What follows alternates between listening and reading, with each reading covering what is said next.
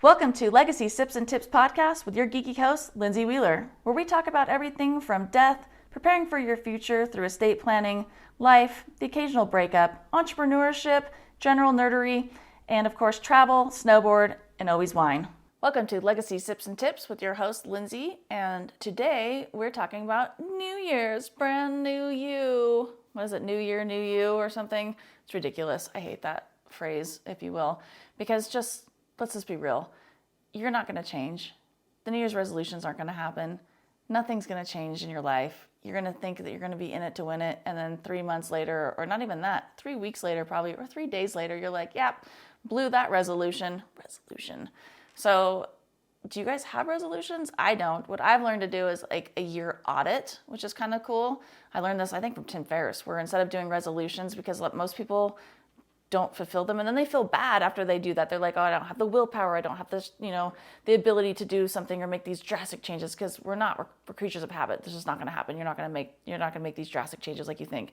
Everybody goes to the gym and everyone's like going to be healthy and they're going to work off that Christmas and Thanksgiving, food gluttons. You all know, like people who are consistently going to the gym, you see the influx of people, and it is like, cool, they're there for 3 weeks, maybe 4 weeks tops, and then you get your gym back in February. Hooray. Especially by Valentine's Day, people are like, peace out, I'm going to go eat some chocolate.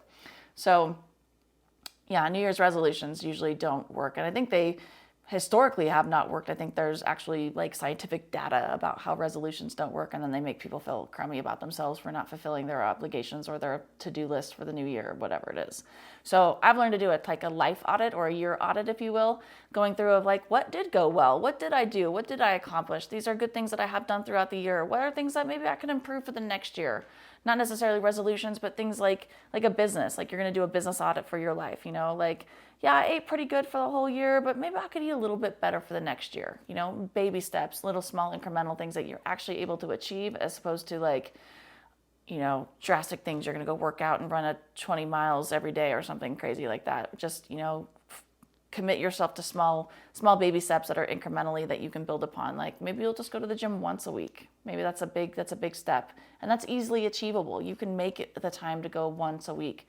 And then usually by that point you're like, oh cool, maybe I could do two times a week or whatever it is. So those things that you can actually achieve and make yourself feel good by doing them. So do that life audit instead of make resolutions. So let me know, do you guys do a life audit? Because that's a new thing that I kind of learned, and I've been doing it for the last couple of years, which I think is kind of fun. I do it for the business, and I do it for my life, of things that I want to work on, improve on, look at the year, kind of maybe do a vision board, if you will, if you're into that. I like doing those. That goes on my computer for the year, and I can see things that I kind of want to do or planning that are in the forefront for me, and then going through and seeing what have I done on that vision board. Have I, nailed a lot of those things or not? So kind of a fun thing to do for your New Year's.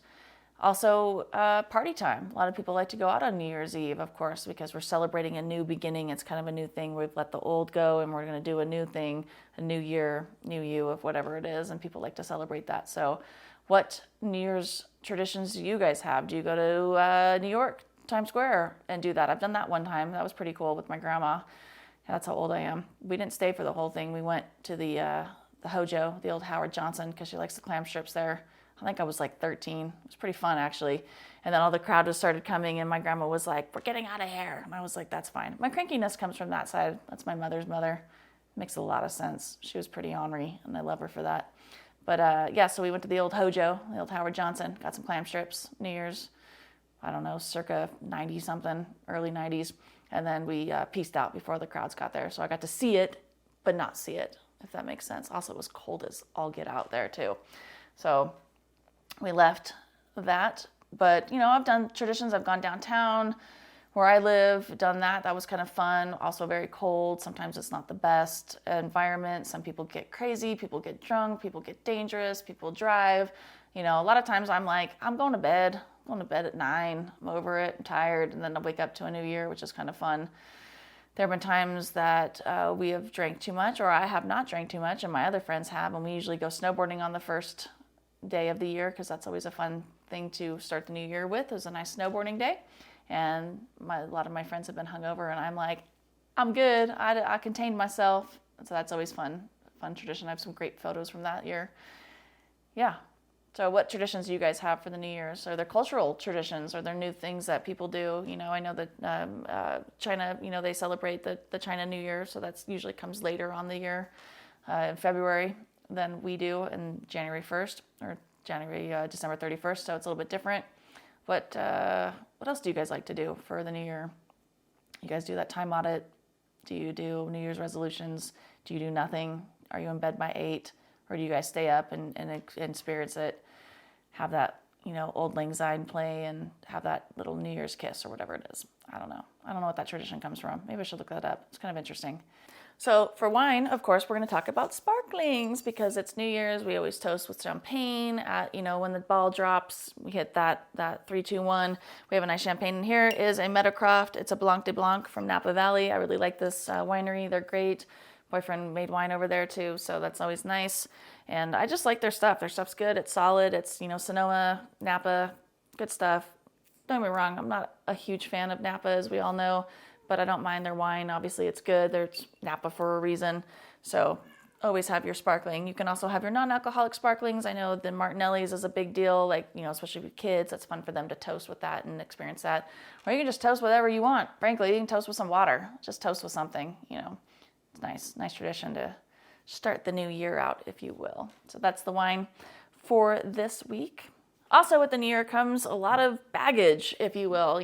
Sometimes people think, well, man, I didn't do anything this year. I didn't accomplish anything. So maybe they're doing that year audit or they're doing resolutions and they're just like, man, I feel like a piece of garbage. I have not done anything for myself. That's okay too. Life is lifing and life is happening and the world is a dumpster fire. And sometimes that's just fine, not having done anything. Just being here and surviving and getting through it is high five enough, if it will. Don't let other people's expectations or society's expectations that you have to have this amazing thing done, that you have this resolutions and you're just a wonderful person and you hit all those goals. That is so unrealistic, frankly. None of us do that. We like to feel like we're going to be doing good things, that we're getting into there, we're making these things happen, we have these resolutions, but honestly, at the end of the day, most of us don't ever do that, and it's fine. It is fine. It's not that you're not doing well, it's not that you're mediocre, it's not like you're living up to some expectation.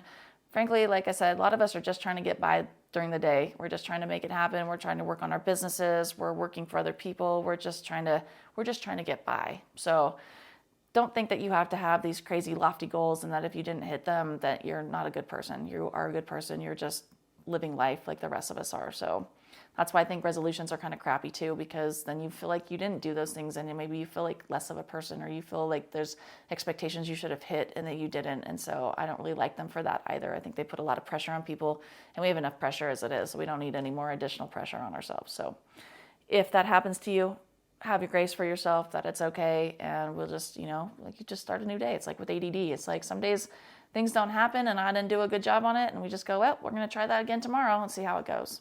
That's with life. Just let that happen. So for this year, we don't know how it's going to go. It's a new day. It's a new dawn, whatever that song is. It's kind of a fun one. So, just know that just do the best you can, be nice to each other, have a good year, and we'll just do it. We'll just take it how it goes, and nothing more than any of us can do. So some of us are super excited about the new year and what the new beginnings for the next 4 years are going to bring. Some of us are very not happy about that and very stressed and very worried. And, honestly, the best thing you can do for yourself is get that estate plan in place. I know it's a crazy plug. Get your estate plan in place, everybody. It's the best thing you can do. But it is. It's a good thing that you are able to prepare. You're able to take care of things. You're making sure that that generational wealth is staying where it's going to stay. And you're able to provide for your loved ones, not putting through that probate process or that governmental process of that probate through the courts. It's a nice thing to do for yourself and for your loved ones, making sure that everybody's set up and that you are in control of your things, particularly also with certain relationships. If you're a same-sex relationship, some of those things may be changing. We don't know. I doubt that they will be changing, but who knows? Who knows anymore? So it's better to be prepared on the front end, to be proactive, than to be defensive on the back end and scrambling to get things taken care of. You can take care of these things now. And frankly, before the end of the year is a great time to get that done, just particularly because things are going to be changing, and making sure that you are safe, secure, and happy with your family, provided that things may change. We don't know. Again, I'm doubtful that they will change, but again, I've been surprised this last year on things. So making sure that you have those things in place. Again, it's the best gift to start the year off. And that's one thing you can check off your list. It's an easy thing to check off your list. Of course, we make it super easy for you to get your estate plan done and affordable. So I know if you've blown all your money during the holiday time, spending cool gifts, partying, what have you, this is a really easy way to get that one thing off your list right from the get-go. And then you will feel good. You're like, at least I got that one thing done for the year. So let me know if you want to get that done, get it started. Of course, you can always find us at yourestateplan.online for the do-it-yourself or do-it-for-you more affordable option. And of course, I'm at High Sierra Legal as well for that more concierge boutique handlings. I don't even know what they call that. So of course, you can always find me at yourestateplan.online to get that affordable, easy estate plan done once and for all and check that off your to-do list. And then you can say, look, at least I got that done this year. Hooray. And of course, when you think of death, think of me. Thank you for listening to this podcast. If you found value, please like, subscribe, and share. And be sure to follow me on all the socials at Sips and Tips with Lindsay. And of course, you can always go to my website, sipsandtipswithlindsay.com, to find more information about estate planning, business, snowboard, travel, and of course, wine.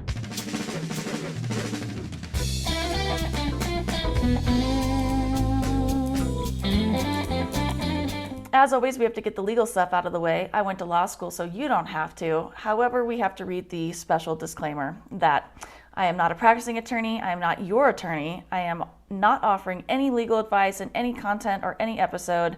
All content is for your information and educational purposes only. It is not a substitute for seeking your own legal advice from your own attorney or other professionals such as a CPA or financial advisor.